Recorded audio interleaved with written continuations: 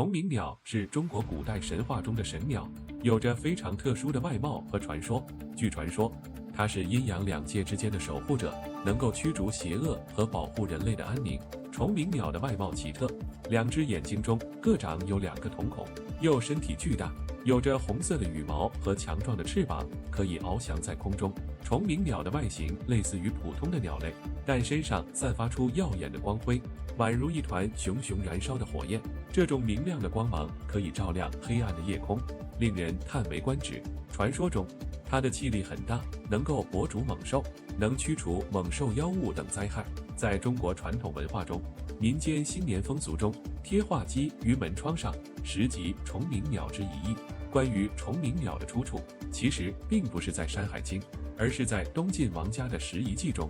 尧在位70年，有抵之之国，见虫鸣之鸟，一鸣双睛，言右眼在目，状如鸡，鸣似凤，时解落毛羽，肉合而飞，能搏逐猛兽虎狼，使妖灾群恶不能为害，以穷高，或一岁数来，或数岁不至。说话尧在位了70年，有一次芝之国来进贡了一只虫鸣鸟，虫鸣鸟2目都有2个眼珠，眼睛像鸡，鸣声似凤，展翅翼飞，能搏击虎豹熊皮，扫荡妖魔鬼怪。虫鸣鸟是中国古代神话传说中的神鸟，其形似鸡，鸣声如凤。此鸟2目都有2个眼珠，所以叫做虫鸣鸟，亦叫重睛鸟。